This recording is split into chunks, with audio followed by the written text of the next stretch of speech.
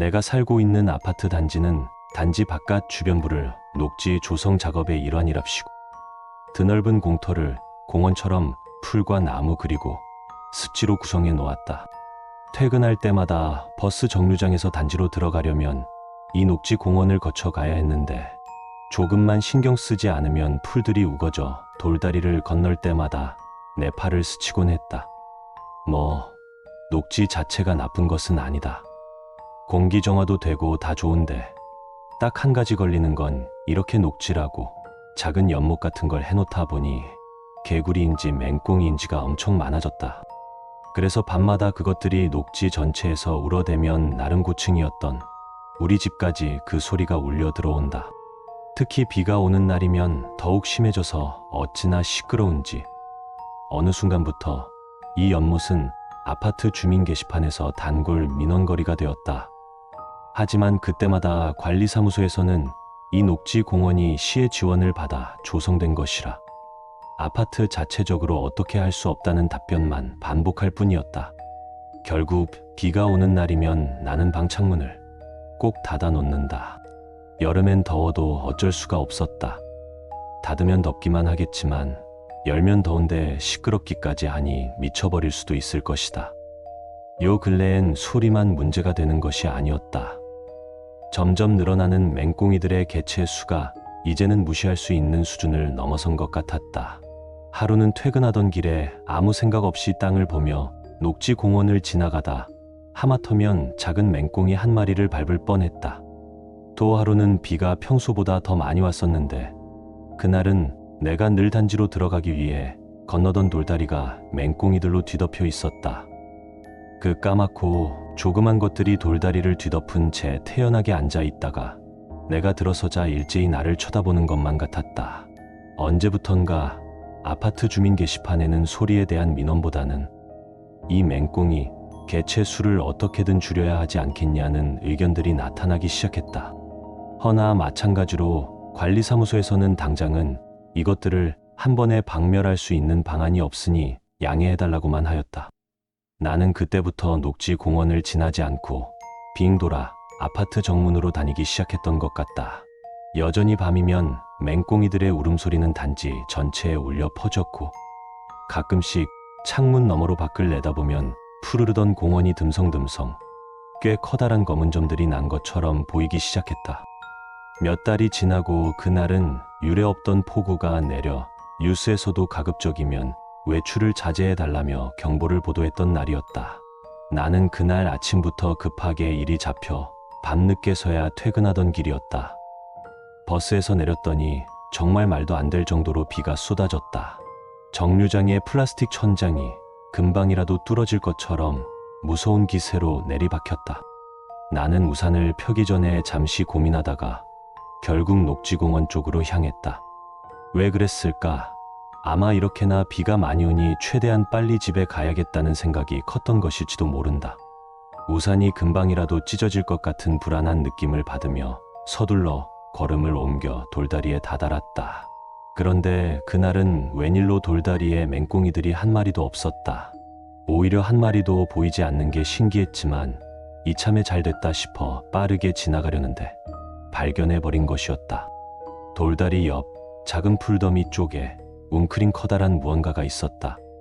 처음엔 사람인 줄 알고 움찔했는데 자세히 보니 온통 까만 것이 사람은 아닌 것 같았다. 나는 돌다리 한가운데 서서 그것이 뭔지 알아내려고 미간을 찌푸리며 그것을 확인해 보았다. 차마 다가가진 못하고 그저 먼 발치에서 몸을 기울여가며 그것을 살펴보았다. 그때 그것이 몸을 돌렸다. 그것은 사람만한 맹꽁이였다. 아니 맹꽁이처럼 생겼는데 그게 맞는 건지 모르겠다. 그것이 거의 나만큼이나 컸기 때문에 당장 내가 보고 있는 게 진짜가 맞는지도 의심스러웠다. 나는 그것을 자극하지 않으려고 그것에서 눈을 떼지 않으며 조심스럽게 돌다리를 마저 건너고 있었다. 그것은 처음 나를 발견한 이후부터 계속 나를 응시하고 있었다. 돌다리를 모두 건너오자마자 나는 옷이 비에 젖어드는 것도 신경 쓰지 않고 황급히 집으로 뛰어갔다. 중간에 한 번 뒤를 돌아봤지만 빠르게 멀어져선지 그것이 여전히 거기에 있는지는 제대로 확인하진 못했다. 아파트 건물 안으로 들어오고 나서야 나는 옷이 흠뻑 젖어버렸다는 것을 인지하고는 엉거주춤한 걸음으로 집으로 들어섰다. 현관문 앞에서 젖은 옷과 양말을 벗어두고 벗은 채로 바로 욕실로 들어갔다. 그리고 바로 젖은 몸을 물로 씻어내는데 귓가에 익숙하지만 소름 끼치는 소리가 들렸다.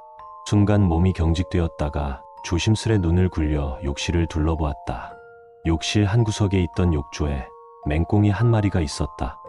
그것을 보자마자 아까 밖에서 보았던 그것이 떠올라 비명을 지르고 말았다.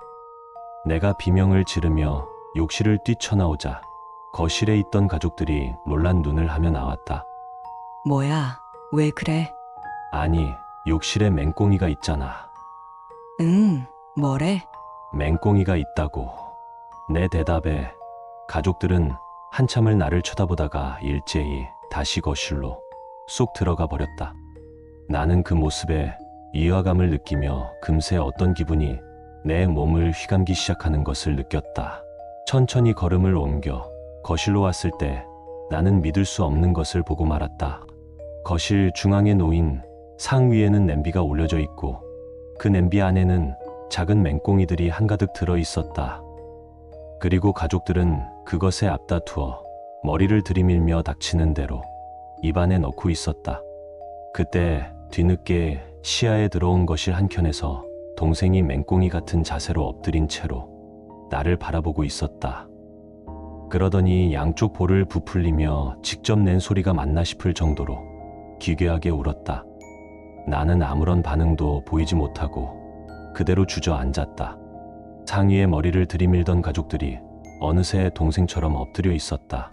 거실 너머 안방에 살짝 열린 문틈 사이로 까만 눈들이 보였다.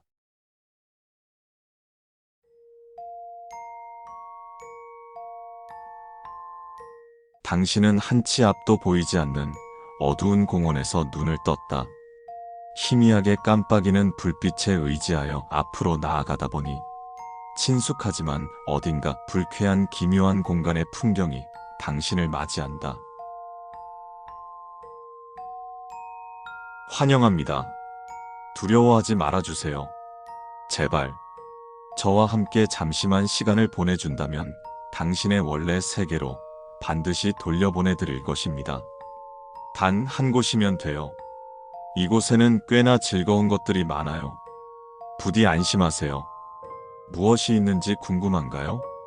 제가 직접 구경시켜 드릴게요. 마음에 드는 것이 있다면 하나를 골라주시길. 시간은 많으니 천천히 둘러보자고요. 탐욕의 아들이여, 절망의 아버지로다. 생활률 100%. 연속으로 3번 잭팟을 터뜨린다면 집으로 돌아갈 수 있을 거예요. 황금, 그리고 더 많은 황금과 함께 판도는 필요하지 않고 기회의 제한도 없어요. 성공할 때까지 그저 당기기만 하세요. 이곳에서의 10년은 바깥에서의 하루. 노화도 마찬가지. 시간 걱정은 접어둬도 괜찮아요. 미안하지만 한번 시작하면 도중에 포기할 수는 없답니다. 반사 끝없이 맺히는 무한한 상을 다시금 반사. 생활률 100%. 이곳에는 그러니까 당신이 있습니다. 총 5명의 5개체의 5본질의 당신. 신체도 생각도 정신도 마음도 영혼도 본질도 모두 동일합니다. 이곳에서 나갈 수 있는 것은 오직 하나뿐. 누가 미로에서 탈출하든 당신은 무조건 집에 돌아갈 수 있겠네요. 고통은 순간이나 아름다운 것은 영원토록 남으리라. 슬프게도. 생활률 100%. 기념품을 고르는 것도 놀이라고 볼 수 있지 않을까요? 자, 여기서 하나만 골라주세요. 딱 하나만 골라야 한답니다. 정말 귀중하고 아름다우니 집으로 돌아가서도 절대 잃어버리지 않도록 조치해 드릴게요. 고마운가요? 그래요.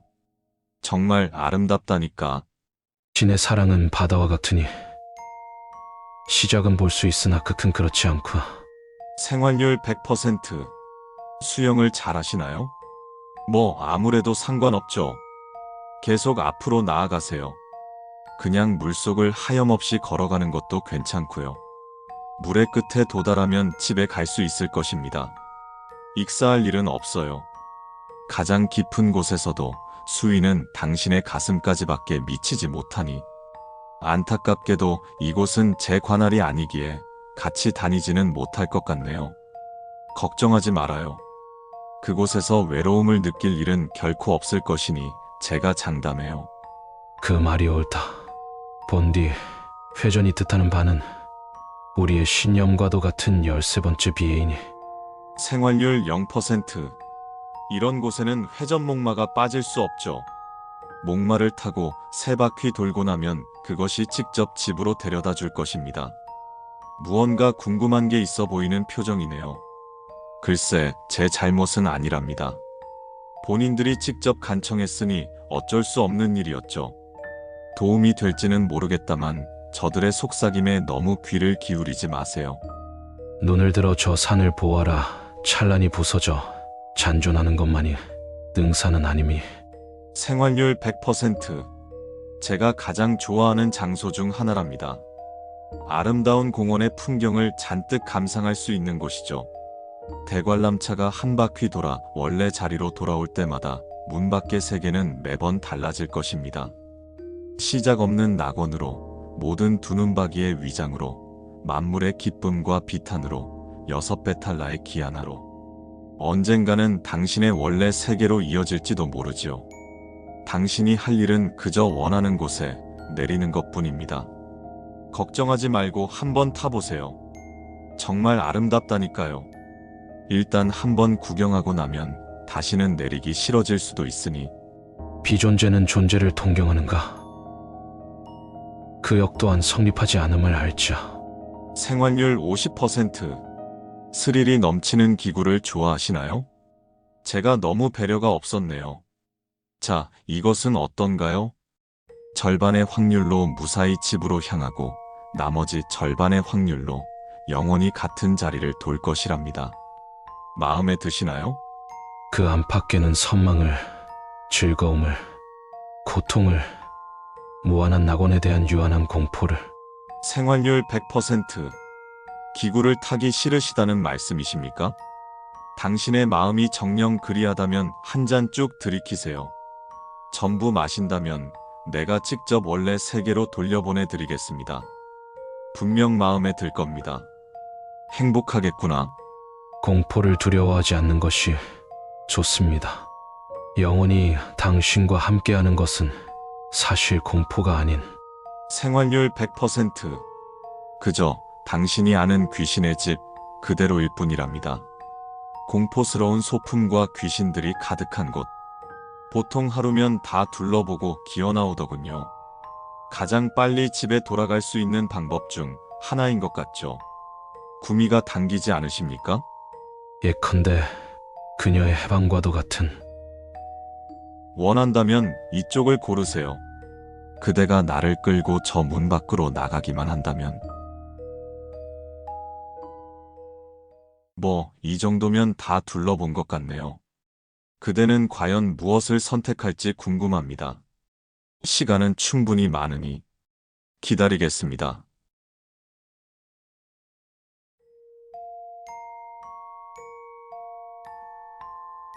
발 하나도 제대로 뻗을 수 없다. 차가운 금속 냄새가 코를 찌른다. 공포에 신음하며 희미한 푸른 빛에 수칙서를 비춰본다. 안녕하십니까? 귀하께서는 현재 변칙 공간 13번 사물함 내부에 계십니다. 침착하십시오. 해당 공간에서의 탈출 루트는 이미 확보된 상태입니다. 아래의 수칙들만 잘 지켜주신다면 귀하께서는 무사히 귀환하실 수 있습니다. 사물함 내부에서 탈출하려 하지 마십시오. 내부에서의 자력 탈출은 불가능할 뿐더러 탈출 시도 과정에서 발생하는 소음에 의해 귀하의 위치가 발각될 위험이 있습니다. 비좁은 공간의 답답함을 느끼실 수 있으나 원활한 귀환 절차 진행을 위해 부디 인내하여 주십시오. 가능한 한 침착함을 유지하며 조용히 대기하여 주십시오.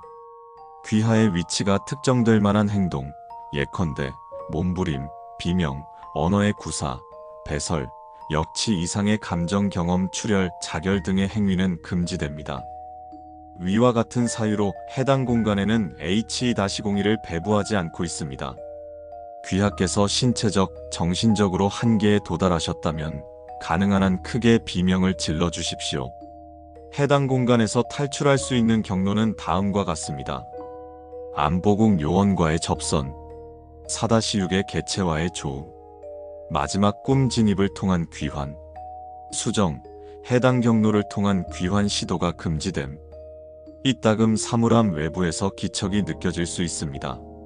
아래의 상황별 대응법을 기술하오니 참고하시어 귀환 또는 생존 절차를 수행하여 주십시오. 문틈으로 밝은 불빛이 새어 들어오며 반복하여 연불을 외는 소리가 들림. 해당 공간 내부를 정기적으로 순찰 중인 안보국 요원입니다. 귀하의 위치를 이미 파악한 상태이니 소리를 내거나 의사소통을 시도하려 하지 마십시오. 사물함의 문이 열리기 전에 시각을 완전히 차단하시고 요원의 지시에 따라 행동하여 주십시오. 문 밖에서 사물함을 두드리는 소리가 들려옴. 노크 횟수에 따라 귀하께서 취하셔야 할 행동이 달라집니다. 노크 횟수가 짝수일 때 밖에서 문을 두드린 횟수만큼 마주 문을 두드려 주십시오. 노크 횟수가 홀수일 때 어떠한 소리도 내지 않고 조용히 기다려 주십시오. 노크가 60번 이상 이어질 때 가능한 한 크게 비명을 질러 주십시오. 문을 열어달라 간청하는 소리가 들림. 무시하시고 답변하지 마십시오. 청각을 차단하는 것을 권장드립니다. 사물함의 내부에서는 문을 열 수 없습니다. 주변에서 박수 소리가 들림. 후각을 차단하시는 것을 권장드립니다. 귀하께 해를 끼치지는 않으니 안심하십시오. 문틈으로 붉은색 빛이 새어 들어옴. 즉시 눈을 감고 마음속으로 30초를 세어 주십시오. 눈을 뜬 후에도 붉은색 빛이 사라지지 않는다면 가능한 한 크게 비명을 질러 주십시오. 날카로운 금속 파열음이 들리며 사물함이 크게 흔들림. 있는 힘을 다해 몸부림을 쳐 주십시오. 곧 철문이 깨어져 나갈 것입니다. 눈앞에 고철 더미에 몸을 던지신다면 곧 현실로 귀환하실 수 있을 것입니다. 철문이 떨어져 나갔으나 앞에 아무것도 존재하지 않는다면 귀하의 자율적 판단에 따라 행동하십시오. 사물함 옆 칸에서 인기척이 느껴짐. 신경 쓰지 않으시는 편이 좋습니다. 다만 위험할 정도로 기척이 크게 느껴진다고 판단되신다면 벽을 홀수번 두드려 주십시오. 주변에서 3분 이상 발걸음 소리가 지속됨. 귀하의 몸 어딘가에 출혈이 존재합니다. 수칙서에 동봉된 의료용 스테이플러를 활용하여 봉합하십시오. 출혈 부위를 찾기 어려우시다면 가능한 한 크게 비명을 질러 주십시오. 도움이 필요한지 물어보는 남성의 목소리가 들림. 아무런 응답도 하지 마십시오. 제안을 수락할 시 룩센 버라이어티 쇼 내부로 진입할 수 있습니다. 해당 쇼 내부에서 살아남은 인간은 존재하지 않습니다. 귀하께서 TV를 보유하고 계신다면 해당 수칙의 중요성을 잘 이해하고 계실 것입니다. 사물함 내부로 곤충이 들어옴. 파리 혹은 유사한 날벌레의 경우 그것들이 완전히 사라지기 전까지 안구를 보호하십시오. 딱정벌레의 경우 4-6의 개체가 곧 접근해 올 것입니다. 대비하십시오. 개미의 경우 무시하셔도 좋습니다. 인간의 얼굴을 한 곤충의 경우 섭취 시 사망에 이르게 되나 가장 고통이 적습니다. 원한다면 받아들이십시오. 사물함 내부 공간이 점점 좁아지는 것이 느껴짐. 사물함 내부에 오래 머물 시 해당 수축 현상이 발생할 수 있습니다. 침착하십시오. 몸에 큰 손상이 갈 정도로는 수축하지 않습니다. 불편함을 느끼실 수 있으나 부디 인내하여 주십시오. 안보국의 요원들은 하루에 한 번씩 해당 공간 내부를 순찰합니다. 최악의 상황에도 24시간 후에는 구출되실 수 있습니다. 부디 희망을 잃지 마십시오. 인류안보국은 인류의 안녕과 행복을 지키기 위해 항상 최선을 다할 것입니다.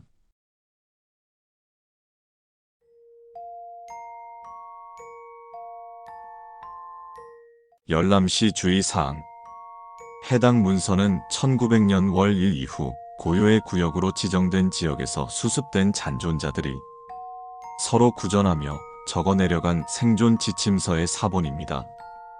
고요의 구역은 어느 날 갑자기 찾아온 소년과 그로 인해 초토화된 도시를 다시 한번 육중한 몸매의 비만남이 찾아오면서 아무것도 남지 않게 된 공간입니다. 문서 내에는 실제 피해 사례와 고증을 기반으로 한 표현이 일부 포함되어 있으며 이는 정신적 충격을 유발할 수 있습니다. 열람시 주의 바랍니다. 아침 8시 15분 이전에는 지하에 있어야 한다. 소년은 항상 정해진 시각에 도착한다. 소년의 걸음은 무겁지 않지만 내려다보는 시선은 태양보다 뜨겁다. 8시 15분에 지면 위에 서 있다면 당신은 그림자만 남긴 채 증발할 것이다. 실제 지상에서 그 소년을 본 목격자들의 마지막 흔적은 벽과 도로에 검게 새겨진 실루엣이었다. 창문 근처에 있지 마라. 유리창은 소년이 가장 먼저 깨뜨리는 장난감이다. 소년의 주변 1.5km 내에선 건물이 힘없이 무너지고 창문은 날카로운 칼날이 되어 튕겨나간다. 만약 당신이 소년을 피해 숨어 있었지만 그곳이 창문 옆이라면 무조건 피해라. 수천 개의 유리 파편이 당신의 몸을 가르고 당신은 입술로 피를 뱉으며 날개 한쪽을 잃고 날아가는 새의 날갯짓처럼 천천히 쓰러질 것이다. 함부로 소년을 쳐다보지 마라. 소년의 미소는 태양보다 밝고 각막을 태운다. 순간의 섬광은 망막을 새까맣게 그을려 영구적인 실명을 유발한다. 나무, 사람, 건물. 그 어떤 것도 소년의 앞에선 구분되지 않는다. 전부가 흰색으로 보였다가 그 후엔 영원한 어둠뿐이다. 낙하산이 보이면 도망쳐라. 비만남은 항상 낙하산을 타고 온다. 하늘에서 느리게 내려오는 하얀 천은 마치 자비로운 신의 강림처럼 보이지만 그 아래에는 사망의 덩어리가 달려있다. 그 남성을 목격한 이들은 하나같이 그 육중한 몸매를 보고 구조물자로 착각했다. 그리고 그들은 더 이상 존재하지 않게 되었다. 검게 그을린 비는 마시지 마라. 비만남이 땅에 두 발을 내디딘 후 내리는 비는 까맣고 끈적하다. 그것은 증발한 사람들의 피부와 타버린 건물의 잔해로 이루어진 먼지가 섞인 비다. 그 비를 마시거나 접촉하게 되면 내장의 점막부터 타들어가며 몇 주 안에 구토, 출혈, 발열로 죽는다. 어떤 아이는 그 비를 맞고 하루 만에 이빨이 빠지기 시작했다. 그림자가 없어진 자와는 말하지 마라. 비만남이 발한 섬광에 의해 증발한 사람들은 종종 그림자 없는 자로 나타난다. 그들은 완전히 타버려 형체를 알아볼 수 없지만 사람인 척하며 소리를 낸다. 당신이 그들의 말을 듣고 따라가면 당신도 그림자를 벗고 이 세계에서 사라지게 된다. 무연탄 냄새가 진동하면 재빨리 숨을 참아라. 소년과 비만남은 도시를 태울 때 거대한 화염 폭풍을 만들어낸다. 이 불길은 초속 수십 미터로 불어오며 산소를 모조리 빨아들인다. 숨을 쉬면 뜨거운 재와 공기가 폐를 태운다. 살아남은 자들은 대부분 마치 내부가 익은 것 같았다고 증언한다. 입에서 피가 나기 시작하면 3일 내로 주변 정리를 끝마쳐라. 그것은 소년 혹은 비만남을 어떤 방식으로든 목격했을 때의 초기 증상이다. 구토, 혈변, 점막 출혈은 회복의 신호가 아니다. 절망의 카운트다운일 뿐이다. 죽기 전 당신은 미친 듯이 웃거나 이유 없이 울게 된다. 이것은 뇌 조직이 서서히 괴사하고 있기 때문이다. 얼굴이 녹은 자는 거울을 피하게 하라. 목격자 중 일부는 피부가 녹아내리듯 흘러내리는 외형을 가진다. 그들은 주로 눈동자가 없어지기 시작하며 누군가 자신의 모습을 보여주면 분노하며 달려든다. 그들은 이미 인간이 아닌 원한이 깃든 인형에 가깝다. 빨간 고무신을 신은 아이를 따라가지 마라. 그 아이는 도시에 남겨진 유일한 관측자다. 비만남이 도착하기 전 먼저 왔던 소년의 피해를 기억하는 존재이며 항상 붉은 고무신을 신고 있다. 아이를 따라가면 당신도 기억의 일부가 되어 이곳에서 나갈 수 없게 된다. 무언가 끓는 소리가 들린다면 그것은 물이 아니다. 소년과 비만남이 지나간 뒤 하천과 강물은 온천처럼 펄펄 끓는다. 하지만 끓는 이유는 마그마나 지열이 아니라 증발해버린 사람들의 육신 조각 때문이다. 그곳에서 나는 김은 온기가 아니라 오염된 숨결이다. 사람을 끌어안지 마라. 생존자 중 일부는 괴로움 속에서 접촉에 집착하게 된다. 그들은 함께 살아남자는 말을 반복하며 당신에게 달라붙으려 한다. 그러나 그들 대부분은 심각한 정신 오염자로 그들과 접촉하면 당신도 오염된다. 더불어 그들의 살점은 손에 달라붙을 정도로 무르다. 그들이 지나가고 3일 후엔 비가 오고 그 뒤엔 죽음이 온다. 그들이 찾아온 것을 목격한 후 72시간이 지나면 목격 후유증이 급격히 악화된다. 비는 오염인자를 동반하고 시체는 부패보다 빨리 썩어가며 도끼를 품는다. 당신이 숨 쉴 공기도 마실 물도 먹을 음식도 없다. 3일은 생존자가 가진 기한의 끝이다. 소년은 고요하고 비만남은 느리다. 그러나 그들은 항상 온다. 도시는 이미 파괴되었지만 그들은 종종 다시 돌아온다. 소년은 순식간에 다녀가고 비만남은 천천히 다가온다. 이 규칙은 그것이 단 한 번의 방문이 아니었음을 암시한다. 그들은 기억 속에서 자라나는 괴물로서 영겁의 반복을 수행하고 있다. 이 모든 규칙은 죽은 자가 산자에게 남긴 것이다. 당신이 이 문서를 읽고 있다면 당신은 아직 살아있다. 하지만 오래 가진 못할 것이다. 이 규칙은 망각을 막기 위한 비명이며 당신의 생존은 기억 위에 있다.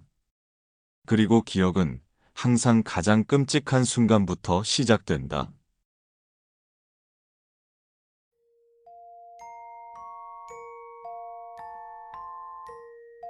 반갑습니다.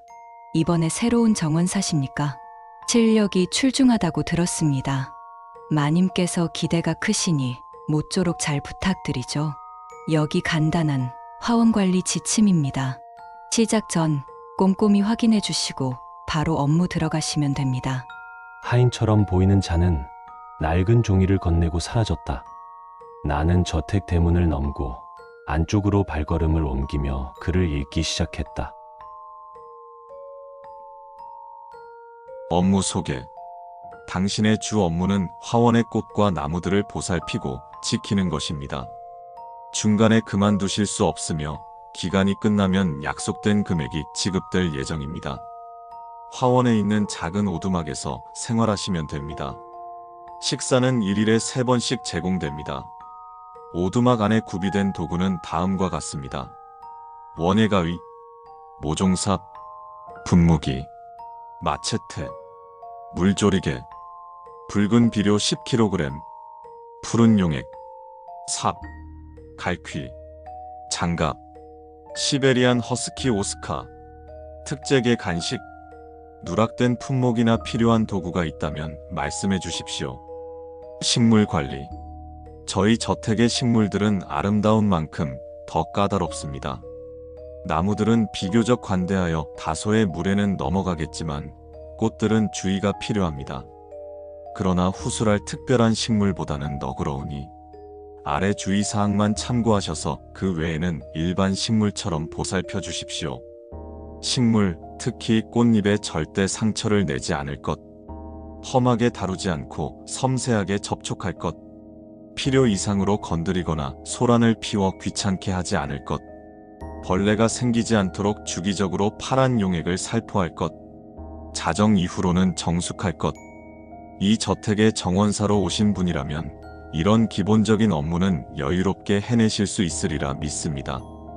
당신의 실수로 식물이 분노하는 등 문제가 생겼을 경우 저희 저택은 당신이 입은 피해의 일체의 보상을 하지 않을 것이며 즉시 정원사 자격을 박탈하겠습니다. 특별한 식물 관리. 저희 화원에는 조금 더 까다로운 식물들이 있습니다. 다른 식물들에게 쏟는 관심의 2배를 쏟아야 하죠. 기본적으로 다른 식물들과 같이 관리하시되 더 조심히 다루셔야 합니다. 마님이 특별히 아끼시는 식물들이므로 단 하나의 오점 없이 보살펴 주십시오. 만약 특별한 식물에 문제가 생겼을 경우 그 자리에서 마님을 기다려 주십시오. 그때까지 숨이 붙어 있길 바라겠습니다. 다음 항목은 특별한 식물들의 관리법입니다. 앞면은 푸르고 뒷면은 붉은 잎을 가진 차나무. 저택 식구분들이 즐겨 마시는 차의 출저입니다.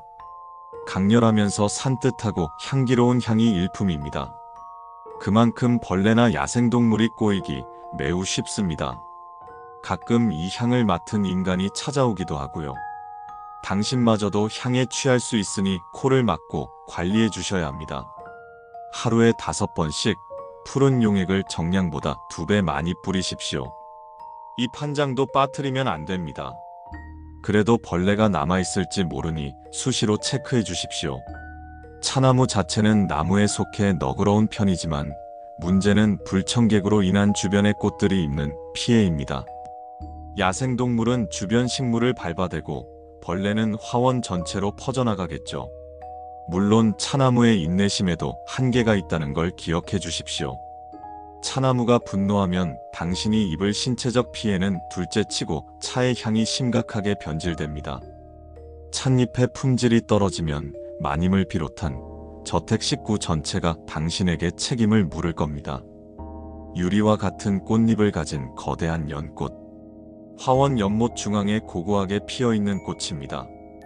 이곳의 연못이 늘 깨끗하게 유지되는 이유이기도 합니다. 흙탕물 속에서 자라는 일반적인 연꽃과 달리 이 연꽃은 주변 환경이나 자신이 더러워지면 큰 스트레스를 받습니다. 이는 연꽃의 최대 장점인 꽃잎이 탁해지는 결과를 초래합니다. 당신은 하루에 한 번 연못을 청소하고 최상의 상태가 되도록 꽃잎을 닦아야 합니다. 꽃잎에 은은한 오색빛이 비치면 최상의 상태입니다. 관리할 땐 항상 예의 바른 태도를 취하고 종종 말을 거십시오. 이때 어르신이라고 호칭해 주십시오. 연꽃은 당신의 생각보다 훨씬 오래된 꽃이며 예의 없는 어린 것을 싫어합니다. 다양한 웃음소리를 내는 2.5m의 양귀비. 항상 관심에 목말라 있는 오만한 꽃입니다. 일반적인 양귀비에서 무엇을 얻는지 아시지요? 이 양귀비에서 뽑은 즙은 같은 양으로 4배의 효과를 냅니다. 그렇기에 마님께서 애정하시는 거죠. 양귀비의 근처에 있으면 즙을 마시고 싶은 충동이 들 수 있습니다. 충동을 참기 힘들다면 오스카와 동반하십시오. 관리하는 중에 정막이 5초 이상 이어지지 않도록 쉬지 않고 양귀비를 예찬하십시오. 진정성을 담아 해야 하고 장미보다 훨씬 아름답다 라는 말을 포함하면 좋습니다. 가능하면 정말 정성을 들여 말하는 걸 추천드립니다. 훗날에 더는 희망이 없다고 느껴질 때 양귀비 앞에 무릎을 꿇으십시오. 양귀비를 극진히 대했다면 적어도 행복하게 웃으며 죽을 수 있을 겁니다. 적적할 때 말동무로 삼아도 괜찮습니다만 차라리 오스카와 노시는 게 좋습니다. 꽃에 송곳니가 달린 붉은 장미덩굴. 피처럼 붉은 꽃잎이 인상적인 저희 저택 화원의 자랑이자 가장 위험한 식물입니다. 마님께 엄청난 애증을 받고 있지요. 틈만 나면 줄기를 뻗어대며 당신의 피를 취하려 할 것입니다. 관리 시 날카로운 이빨과 가시를 주의하십시오. 고혹적인 붉은색을 유지하기 위해서는 최소한 4일에 한 번 장미가 만족할 만큼의 피를 공급해야 합니다. 화원에 침입자가 들어온다면 그 시체를 던져주십시오. 그러나 침입자가 들어오지 않는다면 당신의 피를 주어야 합니다. 절대 장미를 굶주리게 두지 마십시오. 차라리 밖에 나가 아무 사람이나 붙잡아 오시길 바랍니다. 굶주림은 장미의 광폭화로 이어집니다. 이 사태는 여태까지 단 한 번 발생했으며 화원의 그 무엇도 살아남을 수 없었습니다. 저택도 안전하지 않았고요. 그 건강하던 막내 아가씨가 비쩍 말라붙은 채 발견되신 이후로 마님께선 평생 갈 트라우마를 얻으셨습니다. 만약 장미에게 도저히 피를 주지 못하겠으면 화원의 잔디 위에 편히 앉아 마님을 기다려 주십시오. 방문객. 화원에는 가끔 방문객이 찾아옵니다. 누군가 다가온다면 정중하게 신원 확인을 요청하십시오. 조용히 펜던트를 보여준다면 저택의 식구이거나 허가받은 손님입니다. 가볍게 목례하고 입장을 허가하십시오. 펜던트를 보여주지 않으면 방문객이 아닌 침입자로 간주됩니다. 지급된 마체테로 신속히 처리하십시오. 위에서 말했듯이 시신은 장미에게 던져주시면 됩니다. 방문객은 인간일 수도 있고 인간이 아닐 수도 있습니다. 오스카에게 순찰을 맡기는 걸 추천합니다.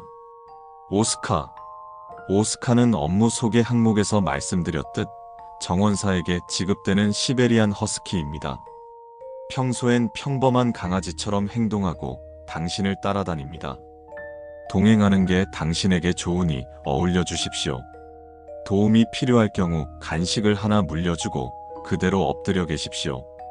무슨 소리가 들리든 오스카가 코로 당신을 건드릴 때까진 일어나지 마십시오. 오스카는 착한 강아지지만 그 상태에서는 아닐 겁니다. 장미가 광폭화한 상황이라면 오스카는 도울 수 없습니다. 이 지침들을 반드시 숙지하시어 업무에 차질이 없도록 하십시오. 귀하에게 행운이 따르길 바랍니다. 나는 매뉴얼을 완독하고 고개를 들었다. 빠르게 다리를 타고 오르는 장미 덩굴이 느껴진다.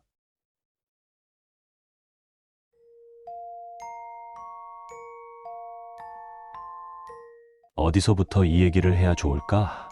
그래, 여기서부터 시작하자. 여기가 내가 겪은 모든 이야기들의 시작점이니까. 참, 지금 이 이야기를 읽을 모든 이들에게 미리 말할게. 이건 내가 겪은 이야기를 정말 조금 각색한 내용이야. 그러니까 실화를 바탕으로 한 이야기지. 믿을지 말지는 너희의 자유지만 그렇다고 해서 있던 일이 없는 일이 되지는 않으니까. 그래도 재미는 있었으면 좋겠다는 게 내가 이 새벽에 굳이 시간을 내서 이 글을 쓰는 이유야. 2002년 여름, 월드컵의 열기가 한국을 후끈하게 달궈놓을 무렵 12살의 나는 부모님과 함께 필리핀에 잠깐 살게 되었어. 이유가 뭐였는지 이제 와서는 기억이 잘 나질 않아. 아마 건설업 관련된 아버지의 사업 때문이겠지. 어릴 적부터 해외를 계속 다니곤 했으니 그렇게 필리핀 마닐라의 알라방이라는 지역으로 가서 부모님과 같이 살 집을 구했는데 그 집은 어린 내 기억으로도 굉장히 큰 대저택이었어. 왜? 그리고 어떻게 이렇게 큰 집에 우리 가족만 들어갔는지는 아직도 잘 모르겠어. 그전에는 유학생들을 대상으로 홈스테이를 운영하던 곳이더라는 소리를 들었던 것 같아. 너희가 상상하기 쉽게 설명하자면 집의 대문이 그 유럽 성당들 보면 여는 나무 대문 2개 있지. 그 정도로 컸고 무거운 그 문을 밀고 들어가면 1층이야. 1층에는 방이 3, 4개, 강당같이 큰 방 하나, 굉장히 큰 거실과 2층으로 올라가는 낡은 나무 계단이 있었어. 물론 계단도 좌우로 엄청나게 길었고 2층은 무슨 호텔처럼 복도가 쫙 길게 늘어서 있고 방이 굉장히 많았는데 낡은 나무 계단으로 올라가면 2층 정중앙으로 올라갔고 양쪽 끝에 스크류 형식으로 꼬여서 만들어진 철제 계단이 있었지. 그리고 문제의 3층인데 이건 그 집에 온 첫날 너무 어리니까 호기심에 구석구석 탐험하던 중에 2층 왼쪽 끝 계단만 한 칸 더 올라갈 수가 있더라고. 문제는 그쪽에 조명이 없어서 너무 어둡기도 했고 계단 층계도 어린 나한테 너무 높아서 조심조심 두근두근하며 한 발짝 한 발짝 올라갔지. 3층까지 올라가는데 꽤 시간이 많이 걸렸어. 그리고 딱 올라간 순간 2층과 비슷한 복도가 어슴푸레 보이는데 너무 어두워서 아무것도 안 보였거든? 근데 암수능이라고 하나? 그래서 눈앞에 딱 보이는 게 있는데 Do not enter from here. 절대 여기는 올라가지 마라. 20년이 지난 아직도 기억나. 그 어두운 데서 혼자 빛나는 듯이 걸려있는 하얀색 경고판과 빨간 영어. 밑에 유성매직으로 삐뚤삐뚤하게 작성된 한국어 글씨까지. 그걸 보는데 너무 무서워서 소름이 쫙 돋는 거야. 이 앞에 뭔가 존재하면 안 될 것이 있는 듯한 기분도 들고 오싹한 거지. 몸이 으슬으슬하고 추워지는 그 기분. 밖은 아직 해가 쨍쨍한 오후인데 분명 습하고 더운 필리핀의 기후인데도 불구하고 그렇게 추웠던 적이 없었어. 다시 2층으로 내려갔는데 부모님이 그때 마침 다른 누군가를 만나러 가서 내가 본 걸 얘기할 수가 없었어. 나는 그 후에 두근두근하고 나만이 아는 비밀이 생긴 것처럼 괜시리 긴장되고 뭔가 대단한 느낌을 나 혼자 간직하고 있었지. 왜 이후에 부모님한테 얘기하지 않았을까를 생각해보면 곧바로 말할 타이밍을 놓치기도 했고 잠에 들었다가 일어나 보니 별거 아닌 것처럼, 혹은 나만이 이 저택의 비밀을 알고 있어 하는 어린아이 특유의 그 모험심이 아니었을까 싶어. 시간은 흘러 몇 개월이 지나고 나는 그 지역에 사는 또래 남자애들과 친해졌어. 농구도 하고 집 지하에 있는 게임방에서 플스도 하고 포켓볼도 치고, 그러다 보니 그 중에서도 마이클 킴이라는 녀석과 잘 맞는 친구가 됐어. 알지? 우리 때는 영어 이름으로 부르는 게 국룰이니까. 이 마이클이라는 친구는 호기심이 엄청나게 많아서 얘기를 하다 보면 반응이 재밌던 친구였어. 그러던 와중에 서로 무서운 걸 얘기하는 시간이 왔는데 여러 레파토리를 반복해서 쓰다가 문득 우리 집 3층 생각이 났어. 지금 생각해도 그 얘기를 하지 않았다면 하는 가정을 해보곤 해. 마이클이라는 친구에 대해 뭐라고 얘기했지? 호기심이 뛰어난 친구였다고 했지. 얘가 그 얘기를 듣자마자 무조건 가봐야 한다. 너 거짓말 아니면 바로 같이 가보자. 애가 난리가 난 거야. 그때가 저녁 먹고 나와서 마지막으로 노는 시간이었는데 필리핀은 해가 늦게 졌어. 한 9시였나? 어둑어둑하고 밤도 늦었고 해서 그러면 우리 집에서 자고 가라. 얘랑 워낙 친해서 종종 우리 집에서 자고 갔으니 문제도 없었거든. 여튼 그렇게 돼서 우리는 3층 탐사를 계획했지. 우리 부모님이 주무시면 같이 올라가 보자 하고, 너무 늦은 시간이라 무서웠지만 오히려 그래서 처음 내가 느꼈던 오싹함을 얘도 같이 느꼈으면 했던 것 같아. 일단 나는 밤이 되면 절대 2층으로 올라가지 않았어. 2층 중앙계단 나무가 오래되어서 삐걱삐걱하는 소리가 소름 끼치게 무서웠거든.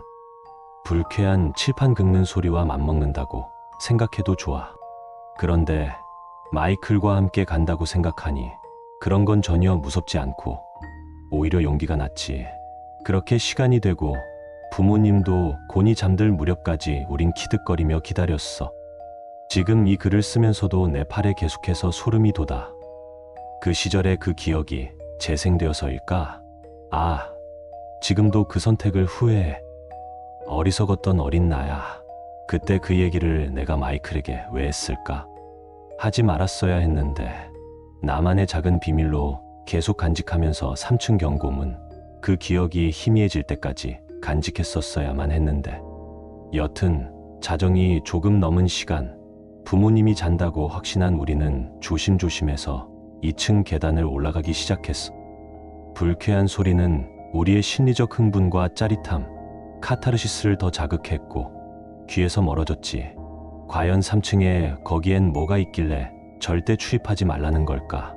이미 기다리면서 수도 없이 상상하고 얘기했던 주제였지만 우리 둘은 속삭이면서 발끝을 들고 최대한 조심스럽게 2층에 도착했고, 거기서 본 건 저 멀리 너무도 어두운 왼쪽 복도 끝에서 깜빡 깜빡, 그건 공중에서 전멸하면서 위아래로 흔들리는 불이었어. 그 불은 주황색과 붉은색이 기괴하게 섞인 색이었단 말이야. 아주 은은하게 빛을 내면서 그걸 처음 봤을 때 시간이 정지되는 느낌이 들었던 것 같아. 지금 성인이 돼서 얘기하자면 인지부조화가 온 거지. 내가 알고 있던 상식적인 무언가가 부서져서 반응이 느렸어. 정말 2초 정도. 나와 마이클은 동시에 거기에 홀린 듯 쳐다보다 다시 우리가 마주보기 시작한 시간. 단 2초. 천천히 고개를 돌려 다시 왼쪽 복도 끝을 보았을 때에는 마치 헛개비에 홀린 듯 아무것도 없이 어두컴컴한 칠흑 같은 복도뿐. 숨도 쉬지 못하고 굳어있던 나에게 마이클은 물어봤어. 방금 봤냐고. 나는 말도 못하고 고개도 간신히 끄덕였지. 소리를 지르고 싶었는데 그거 알아? 진짜 놀라면 꺽꺽 소리와 함께 심장이 엄청 뛰는 거. 나도 알고 싶지 않았어. 그래, 내가 마이크한테 얘기는 할 수 있었다고 치자. 근데 여기서 멈췄어야 했는데 이 친구의 호기심을 막을 수가 없는 걸 나는 그의 얼굴을 보고 바로 알았어. 애들끼리니까 통하는 그 무언가 있잖아. 이심전심. 옅은 얼굴이나 표정만 보고도 알기가 쉬웠지. 마이클은 계속 나아가고 저게 뭔지 파악하고 싶어 했던 거야. 나도 직감적으로 예상했을 때 내가 같이 가지 않겠다고 하면 마이클이 실망할 게 두려웠기도 했고 또 겁쟁이라고 놀림받는 게 무섭기도 해서 눈빛과 고개 끄덕임만으로 우리는 어둠을 헤치고 2층 왼쪽 복도 끝으로 살금살금 접근했어. 텅. 그 은은하고도 기묘하게 흔들리던 불이 있던 곳은 2층 복도 끝이라고 내가 얘기했었지. 그리고 거기엔 철로 만든 나선형 계단이 있다고도 했고 아무리 조심스럽게 발을 디뎌도 계단의 단차가 듬성듬성하게 워낙 높았던지라 소리가 안 날 수가 없었다고. 근데 이제 그 철제 계단을 밟는 소리가 나는 너무 소름 끼치게 무서운 거야. 결국 나는 3층이 딱 보이지 않는 선에서 다리가 더 이상 움직이지 않게 됐어. 공포감이 온몸을 지배한 거지. 정말 아무 소리도 들리지 않는 가운데 그 철제 계단을 밟는 소리가 텅. 마이클은 나보다 2계단 앞에서 그런 나를 뒤돌아보더니 다시 위로 올라가기 시작했어. 그리고 여기까지 썼다가 지우고 지금 10분 정도 생각했어. 이후의 이야기를 쓰는 게 좋을까? 요약해서 빠르게 결과만 쓸게. 좋은 기억은 아니니까 정말로. 마이클은 소리를 지르며 뒤돌아 달려오다가 어두운 계단을 보지 못하고 발을 헛디뎌. 맞는 표현인가? 계단이 있던 걸 인식하지 못한 것 같아. 이윽고 내 뒤에서 쾅 콰당 쿵 우지직 하는 소리가 들렸고 내 기억은 여기서 끝이야. 계단이 나선형이라고 내가 분명히 말했었지. 나한테는 뭔가 위로 휙 하고 지나간 느낌이었어. 그도 그럴 게 너무 빨랐거든. 이후 우리 부모님은 나를 걱정해서인지 집을 바로 다음 날인가 다다음 날인가 이사했어. 저택이 아닌 그냥 평범한 1층짜리 집으로. 나중에 정말 대학교 입학했을 때였나? 부모님한테 듣기로는 경추였는지 머리였는지를 낙하할 때 크게 철 계단에 박아서 식물인간이 되었다고 했대. 근데 있잖아. 도대체 3층에서 뭘 봤길래 그 호기심 많고 용감했던 친구가 두려움의 비명을 지르며 계단이 있는지 없는지 경황이 없을 정도로 뒤돌아 뛰면서 도망을 쳤을까? 너무 어린 나이라 주소도 모르고 부모님도 그런 건 당연히 기억 못하고 구글어스로도 찾아보려니 전혀 모르겠더라고. 그건 도깨비불이 분명해.